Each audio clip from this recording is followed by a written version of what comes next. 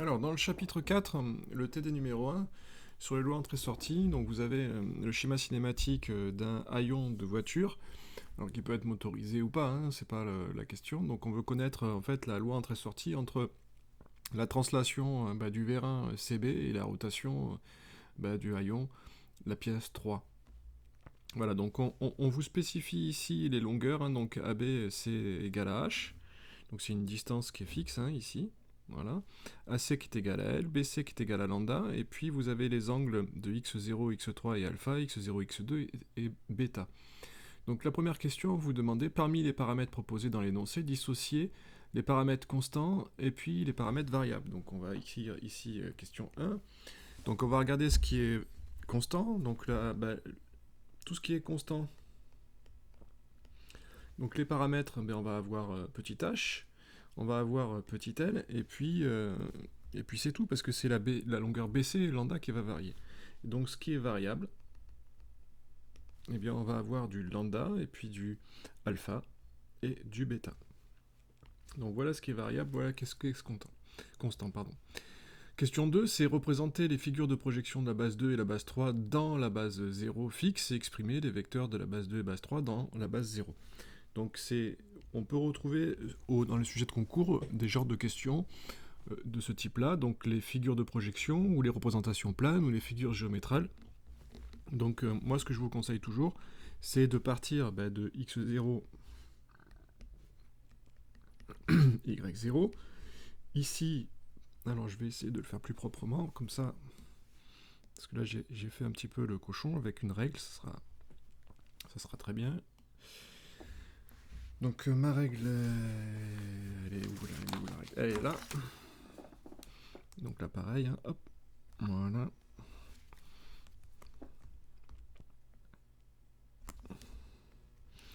Donc x0, y0. Et puis je peux changer de couleur pour x3 par exemple. Donc je commence par x2, je vais commencer par x2. Alors pour x2, comme 2 c'est une pièce qui est de couleur verte, je vais prendre une couleur verte. Voilà, x2. Et y2 qui est orthogonal à x2. Voilà. Et puis je vais en profiter aussi pour, donc là, ce point-là, ça pourrait être par exemple le point B, parce que B il est associé au bâti, puis voilà. Donc pareil, de la même manière ici, je vais mettre ici le Z0 est égal à Z3. Alors c'est un repère direct, et donc le Z vient vers nous. De la même manière, on va associer, on va faire, donc ça c'est bien, base 3 par rapport à base 0. Et d'ailleurs, dans le cours, on a vu qu'on peut tracer en fonction de ça l'angle direct ici entre y0 et y2 qui va être... Parce qu'on me dit que l'angle donc entre x0 et x2, c'est l'angle bêta, donc dans le sens orienté de x0 vers x2. Et donc ici, je vais mettre bêta. Voilà. Et on peut tout de suite donner un résultat du cours, que la vitesse de rotation de 2 par rapport à 0, parce que bêta est orienté dans le sens direct de cette façon-là, ça va être bêta point, porté par Z2 ou Z0, c'est pareil. Donc je vais mettre Z2, voilà. Donc là, c'est que du cours. C'est très répétitif, c'est toujours la même chose. Donc là, pareil, je vais ici dessiner le deuxième représentation plane. Donc on me demande B3 pardon, par rapport à B0. Donc, tout à l'heure, j'ai pas bien dire B3. C'est B2. On a commencé par B2. Alors, pour pas qu'il y ait d'ambiguïté, je vais bien faire les gestes précis pour bien comprendre. Voilà. Donc là, ma base x0, y0, le z0 vient vers nous. Donc là, je vais peut-être choisir le point A, d'accord, c'est plus... Et je vais choisir comme couleur, pour que ça soit plus clair, parce que base 3 est rattachée à la pièce 3 qui est un référentiel parce que c'est un solide indéformable. Et donc ici, je vais aller tracer ma représentation plane de x3, y3, et puis ça c'est égal aussi à z3, parce qu'on tourne autour de l'axe AZ, et puis l'angle orienté, donc on m'explique que l'angle orienté de 0,3 c'est bien le alpha, donc ici l'angle qui permet de repérer la rotation c'est bien alpha. Donc ici je pourrais même écrire que le oméga de 3 par rapport à 0 c'est du alpha point Z3 ou Z que vous voulez. D'accord? Donc ici, ces deux vecteurs vitesse de rotation, ce n'est pas demandé, on est bien d'accord. Ce qui est demandé, c'est simplement les représentations planes, la première qui est ici, la deuxième qui est ici. Dans cette question-là, on demande aussi d'exprimer les vecteurs de la base 2 et la base 3 dans la base 0. Alors qu'est-ce que je dois faire? Je dois exprimer x2 en fonction de x0, y0, z0. Alors, comme z0 est égal à z3, x2 va s'écrire du cos bêta x0 plus sin bêta y0. Donc ça c'est toujours pareil, on fait toujours la même chose. Pour retrouver les deux coordonnées cos bêta et sin bêta, il faut faire une projection de x2 par rapport à x0. Donc on fait x2 scalaire x0, on va trouver du cos bêta. Et puis pour trouver ici la composante sur y0, je fais x2 scalaire y0, je vais trouver du sinus bêta. Je vais trouver du cosinus, pi sur 2 moins bêta, qui est égal à sinus bêta. Y2, donc si pour certains, ils ont du mal avec les projections, regardez la vidéo sur les projections, et vous comprendrez, s'il y a besoin, vous me dites, donc on va trouver du moins sinus bêta x0 plus cos bêta et y0, donc voilà le premier résultat. On n'oublie pas que z2 égale z0, ça c'est important, il faut le mettre, parce que la base 2, elle est composée de x2, y2, z2. Donc il ne faut pas oublier le z2. Et de la même manière ici, alors on va trouver exactement la même chose, parce que c'est pratiquement la même situation au niveau des représentations planes. Donc x3 qui va être égal à cos alpha, sauf qu'on change d'angle, x0, plus sinus alpha, y0. y3 qui va être égal à moins sinus alpha, x0. Plus cos alpha y0, et puis z3 qui va être égal à z0. Voilà ce qu'on vous demandait. La question numéro 3, on demande d'écrire la fermeture de chaîne vectorielle. Alors, avant de faire la fermeture de chaîne vectorielle, il est important de regarder comment est structuré le système. Parce que si la chaîne est fermée, on peut faire une fermeture géométrique de chaîne. Si la chaîne est ouverte, on ne peut pas. Conclusion, il faut d'abord faire sur cette question 3, sur une feuille de brouillon où on fait le graphe de liaison. Alors le graphe de liaison, on a la pièce 0 qui est le bâti, ensuite on a la pièce 1 qui est en liaison ici, pivot. Ensuite on a la pièce 2 qui est en liaison pivot glissant. Ensuite, on a la pièce 3 qui est en liaison pivot ici. Et puis la pièce 3 est en liaison pivot avec le bâti. Donc on a bien un cycle. La chaîne est fermée. Mu égale 1. On a un cycle. Conclusion, il y a une fermeture géométrique de chaîne et une fermeture cinématique. Ici, on me demande de faire l'écriture de la fermeture de chaîne géométrique, c'est-à-dire vectorielle. Donc ça veut dire quoi? Ça veut dire que je pars du point A, et puis je retourne au point A. Conclusion, je fais A, ça c'est égal à vecteur nul. Et je décompose le vecteur A à partir des centres de liaison dans lesquels sont constitués mon système. Alors là ici j'aurais pu rajouter pivot de centre A et d'axe Z, donc il y a bien le point A qui est ici. La pivot glissant c'est l'axe BC. Ah pardon, c'est pas là ici, entre 0 et 1, c'est pivot de centre B. La pivot glissant d'axe BC, ici la pivot de point C dans le centre Z, et ici de B et Z.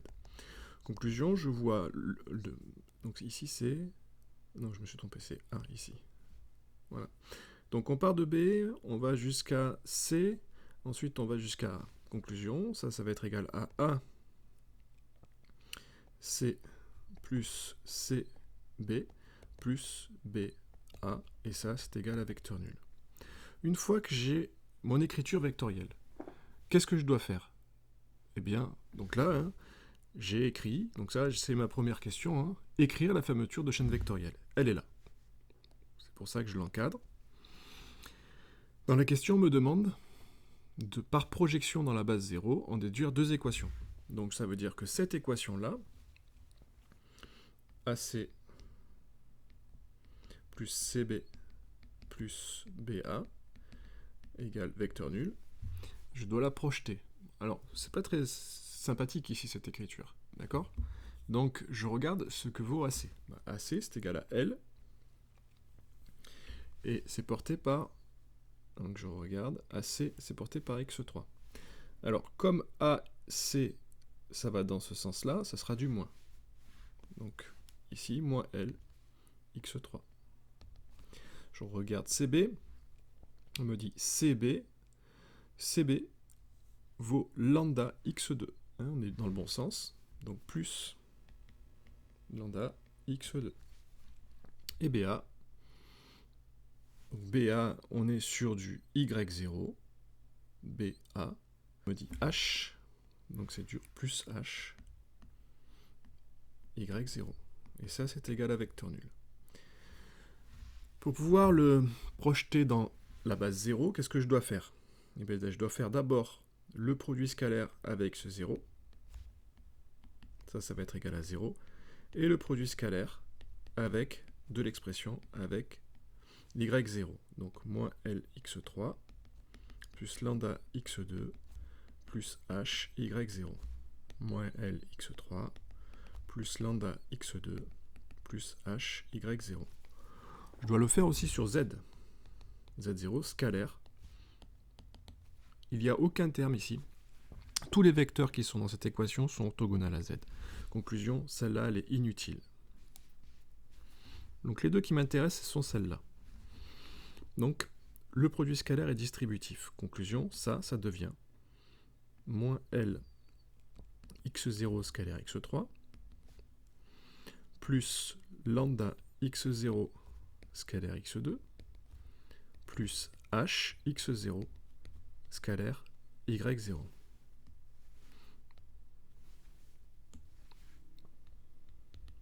Et ça, c'est égal à 0.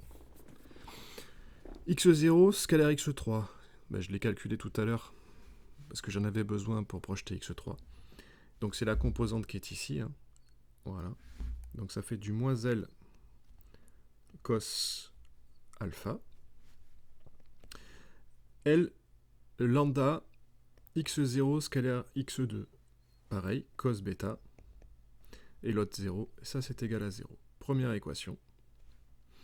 La deuxième, je distribue mon produit scalaire. Moins L y, j'ai mal écrit, je reprends. y0 scalaire x3 plus lambda y0 scalaire x2 plus h y0 scalaire y0. Ça, c'est égal à 0. Qu'est-ce que je vais trouver? y0 scalaire x3. Ça, on l'a déjà trouvé tout à l'heure. C'est la composante y0 sur x3. Donc c'est égal à sinus alpha. Donc moins L sinus alpha. La composante sur y0 de x2, c'est du sinus bêta, plus lambda.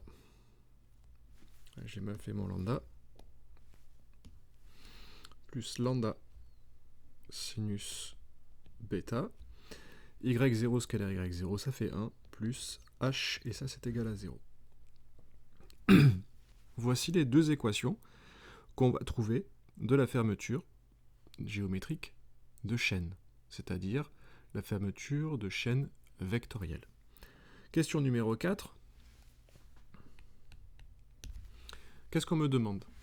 Eh bien, on me demande de déterminer, en fonction de ces équations, la relation entrée-sortie, c'est-à-dire qui va lier deux variables, lambda et alpha. D'accord? Et on ne doit pas faire intervenir bêta. Donc lorsque je regarde ces deux équations, quelles sont les variables qui varient de la question 1? Alpha varie, lambda varie, bêta varie. Alpha varie, lambda varie, bêta il varie. Et moi, qu'est-ce qu'on me demande dans la question 4? On me demande f de alpha égale lambda. Voilà.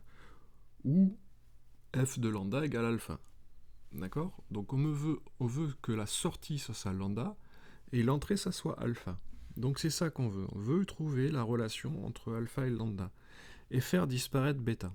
Alors pour faire disparaître bêta, moi je vais à propriété qui dit que cosinus, si j'arrive à faire cosinus carré plus sinus carré, quelle que soit la valeur de bêta, ça je sais que c'est égal à 1.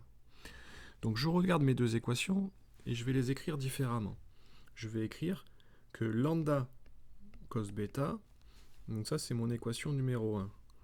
Donc l'équation numéro 1, je vais l'écrire comme ça, lambda cos bêta est égal à L cos alpha. Ça j'ai le droit de faire ça.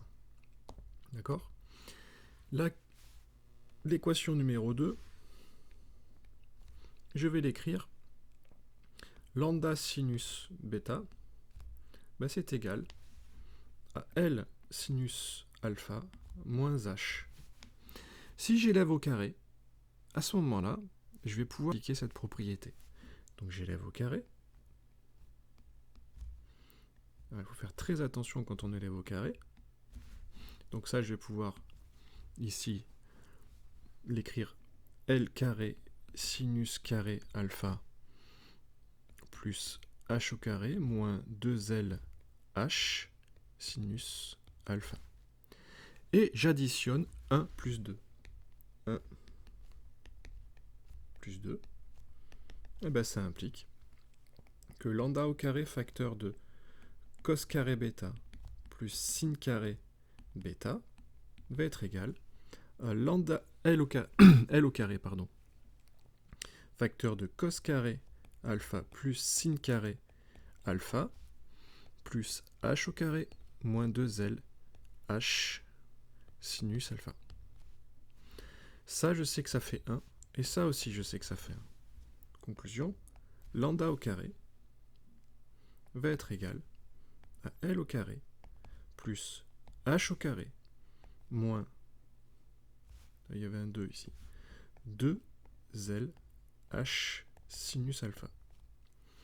Conclusion, lambda va être égal à racine de L au carré plus H au carré moins 2L H sinus alpha. Voilà ce qui est attendu dans cette question. J'ai bien ma sortie lambda qui va être égale à une fonction de alpha.